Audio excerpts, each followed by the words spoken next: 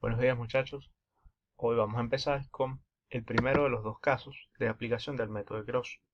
Este caso es en el que tenemos estructuras donde no se presentan desplazamientos o grados de desplazabilidad, es decir, que todos los desplazamientos independientes que pueden generarse en las estructuras van a ser simplemente rotaciones de cuerda, ¿sí? Entonces, vamos a comenzar. Sabemos que en forma general podemos tener este tipo de estructura, que es una estructura donde los únicos desplazamientos independientes que se pueden generar en ella son las rotaciones en la junta I y en la junta J. ¿De acuerdo? Entonces, para resolver este tipo de problemas, tenemos, como siempre, que trabajamos con el método de los desplazamientos con nuestra ecuación fundamental de deformación angular, que aquí está escrita en función de los parámetros que definimos en la clase teórica, que eran K, o la rigidez del elemento, que si bien recuerdan era el módulo de elasticidad por la inercia entre la longitud de la barra, y R, que era el factor de transporte, que si bien recuerdan era el momento que se generaba en el extremo opuesto, un momento en algún extremo, es decir, que ese factor de transporte es el numerito que, si yo aplico un momento en I, me dice cuánto va a ser el momento que se genera en J. ¿Sí? Recordamos entonces que si tenemos esta ecuación, al tener estructuras sin grados de desplazabilidad, sin desplazabilidad, podemos eliminar este factor. Sabemos que ese factor va a ser 0. Entonces nos queda esta ecuación simplificada. Sabemos además que recordamos el otro concepto que hemos visto en la clase teórica, que era el factor de distribución. Que si bien recuerdan era ese numerito que si tenemos un momento aplicado en la junta nos va a decir, por ejemplo, si tenemos el momento en I, él nos va a decir cuánto momento de I va hacia la barra y J hacia la barra diagonal y hacia la barra vertical. ¿Sí?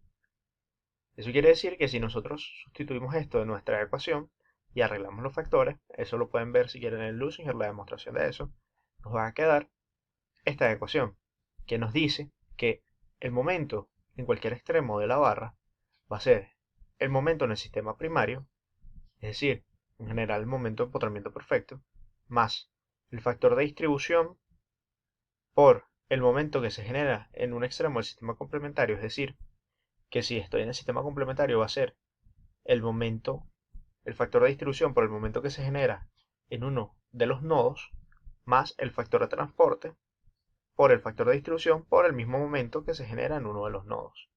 ¿Sí? Es decir, si yo tengo en esta barra IJ, en mi sistema complementario voy a tener un momento en el nodo I y un momento en el nodo J. Y el momento en el extremo de la barra I va a ser el momento de empotramiento perfecto más el factor de distribución por el momento en el nodo I más el factor de transporte por el factor de distribución por el momento en el nodo J. Eso me va a dar el momento en el extremo I de la barra IJ. ¿Sí? Eso es básicamente lo que quiere decir esta ecuación. Entonces vamos a ver cómo la podemos aplicar. ¿Qué pasa? En general, ¿cómo se va a aplicar el método de Gauss a estos pasos? Tenemos esta primera imagen en donde vemos nuestra estructura de forma general. Es decir, nuestra estructura bajo un sistema de cargas, y sabemos que ese sistema de cargas, al tener una estructura que no tiene desplazabilidad, solo va a generar estas rotaciones en junta. ¿De acuerdo? Entonces, ¿qué sabemos? Que en todos los métodos de los desplazamientos vamos a dividir nuestro sistema en un sistema primario y un sistema complementario. Recordamos que nuestro sistema primario, ¿cuál era? Bueno, el sistema primario era la estructura con las mismas solicitaciones pero impedidas las rotaciones. ¿Qué ocurre entonces cuando nosotros impedimos las rotaciones? Bueno, ya ustedes lo saben, cuando vimos el método de las rotaciones, que si nosotros impedimos las rotaciones y mantenemos las cargas, van a aparecer en los extremos de la barra momentos de empotramiento perfecto. ¿Sí? ¿Qué ocurre con estos momentos de empotramiento perfecto?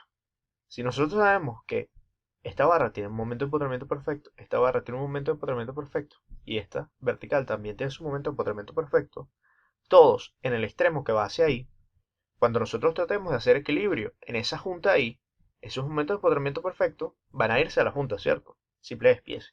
Simple tercera ley de Newton, ley de acción y reacción. Entonces, esa suma de momentos de empotramiento no tiene por qué estar en equilibrio, es decir, si nosotros colocamos cualquier tipo de cargas, en el sistema primario la junta no va a estar en equilibrio. Si bien recuerdan, no estaba en equilibrio y que era lo que hacía que ella no se desplazara, es decir, que era lo que hacía nuestro sistema primario. Colocamos una restricción y esa restricción, si recuerdan, la podíamos convertir en simplemente una fuerza contraria al desplazamiento y en magnitud suficiente. ¿Para qué? Para que contrarrestara el desequilibrio, el desbalance de estos tres momentos. Muy bien, en el método de Krogh esa fuerza la vamos a llamar momento de fijación. ¿Por qué momento? Bueno, porque estamos trabajando con los momentos de empotramiento perfecto. Entonces, esa fuerza o ese momento en este caso lo llamaremos momento de fijación. ¿Qué es qué cosa? Bueno, el momento que evita que mi junta I se mueva. ¿Y por qué se mueve la junta I? Por los momentos de empotramiento perfecto que vienen de las barras pegadas a ella. Entonces, ¿cuál es la ecuación del momento de fijación en cualquier junta? Ese momento de fijación, que es el momento que evita que mi barra rote en el sistema, que mi nodo rote en el sistema primario, va a ser la sumatoria de los momentos de empotramiento perfecto de las barras que llegan al nodo menos cualquier momento externo que pueda aparecer. Sabemos bien que aquí en el nodo podemos tener un momento externo, producto del sistema de solicitaciones, cual sea. Entonces, ese momento de fijación va a tener esta fórmula. ¿De acuerdo? ¿Qué pasa con ese momento de fijación? Nosotros calculamos simplemente nuestro sistema primario, momento de empotramiento perfecto, y deberemos calcular nuestro momento de fijación. Ahora, ¿qué ocurre? Vamos a tener ya el sistema primario resuelto y deberemos resolver que nuestro sistema complementario. Si bien recuerdan que era nuestro sistema complementario, bueno, la estructura sin cargas con la desplazabilidad permitida. ¿Cuáles eran las únicas cargas que iban a aparecer? Bueno, si bien recuerdan, las únicas cargas que iban a aparecer eran esos momentos de fijación, pero en sentido contrario. ¿Por qué en sentido contrario? Para que cuando hiciéramos la suma de los dos sistemas, el sistema primario y el sistema complementario, ellos se contrarrestaran y quedara solamente las cargas originales. Si bien recuerdan eso del método de rotaciones. Bueno, aquí vamos a hacer exactamente lo mismo. ¿Por qué? Porque recuerden que tanto el método de las rotaciones como el método de Krogh viene de el gran conjunto de métodos de desplazamiento. Es decir, aplicamos lo mismo, sistema primario y sistema complementario. ¿Qué es lo que va a variar aquí? Bueno, cómo aplicamos ese sistema complementario. ¿Por qué? Recuerdan que en el método de las rotaciones, esos momentos de fijación no nos interesaban mucho porque sabíamos que se iban a ir. En el método de Krogh, aunque sabemos que esos momentos de fijación se van a ir, aquí sí los vamos a utilizar. Entonces, ¿para qué sirven esos momentos de fijación? Una vez que nosotros en el sistema primario vamos a calcular nuestros momentos de fijación, sabemos que en cualquier sistema complementario, en nuestro sistema complementario, ellos van a aparecer en nuestra junta en sentido contrario, ¿cierto? Entonces, aquí en el método de Krogh, lo que hacemos es tratar una especie de varios sistemas complementarios, o resolver el sistema complementario por partes. ¿Qué quiere decir eso? Que en el método de Krogh vamos a ir liberando o permitiendo la desplazabilidad de cada junta por separado, como ven en las imágenes 3 y 4. Es decir, vamos a permitir primero la desplazabilidad de la junta I mientras la junta J está impedida y luego permitimos la desplazabilidad de la junta J y luego impidiendo la de la junta I. Y eso nos va a llevar a un proceso iterativo, vamos a verlo. Entonces, ¿qué ocurre? Si ahora yo voy a definir un momento I, ¿qué va a ser mi momento I? Bueno, simplemente el inverso del momento de fijación, ¿sí?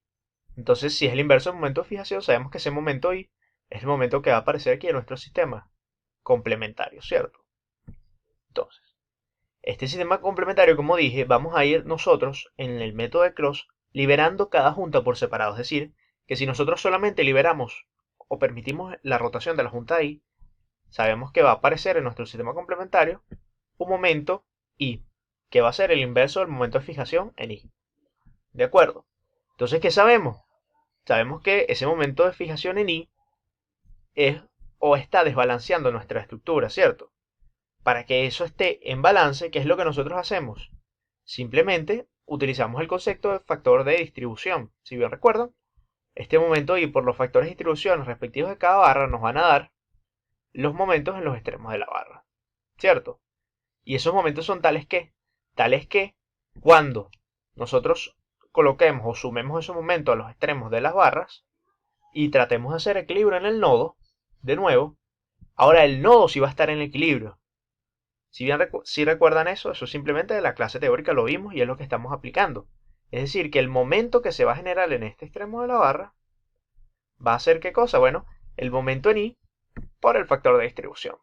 El momento en este extremo, el i por el factor de distribución de esta barra, y el momento en este extremo de la barra, el momento i por el factor de distribución de esta barra. ¿Sí? ¿Y para qué hacemos eso? Bueno, para que nuestra junta ahora sí quede en equilibrio. Es decir, estamos calculando estos tres momentos, simplemente multiplicando este momento i por el factor de distribución respectivo de cada barra. De tal forma de que ahora nuestra junta i está en equilibrio. ¿Qué pasa ahora?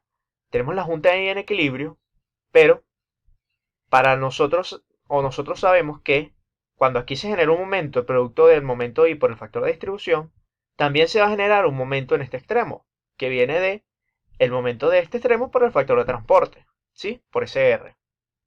Factor de transporte. Entonces, ahora estamos sumando momentos no solo en este extremo de la barra, sino en el extremo opuesto de cada una de las barras, ¿cierto?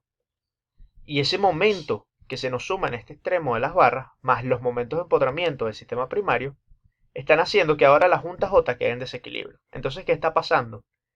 En este primer ciclo de nuestro sistema complementario, lo que está ocurriendo es que acabamos de hacer que la junta I esté en equilibrio, pero la junta J está en desequilibrio.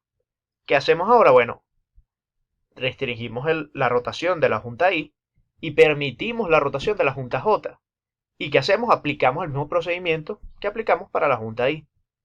¿Para qué? Para que ahora la junta J esté en equilibrio, es decir, usamos el momento que se genera total aquí, distribuimos los momentos a cada extremo de la barra. ¿Y qué pasa? Cuando nosotros obtenemos los momentos en los extremos de las barras, tales que la junta J está en equilibrio, sabemos que por el concepto de factor de transporte, ahora sumamos momentos aquí en el extremo I y momento para acá. ¿Qué ocurre? Que al tener un momento ahora en el extremo I, él está en desequilibrio otra vez. Entonces tendremos que volver a aplicar lo que hicimos en el ciclo 1 para que él esté en equilibrio de nuevo.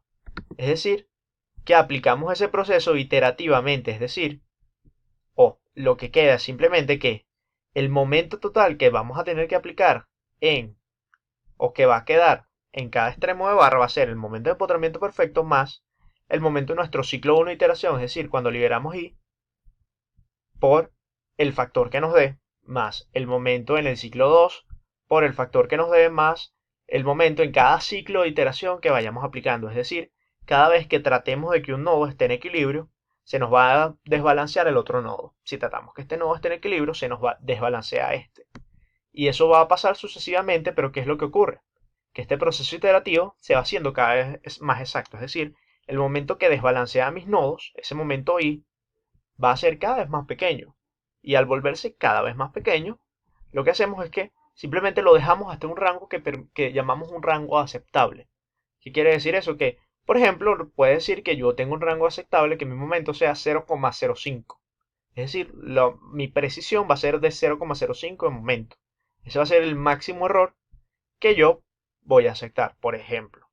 Depende del trabajo que cada quien esté haciendo, de cuánto va a ser la precisión que él quiera aceptar. Pero es lo que consigue este método, simplemente cálculo iterativo en el que obtenemos los momentos en los extremos de las barras. Es bastante sencillo, vamos a verlo con un ejemplo práctico.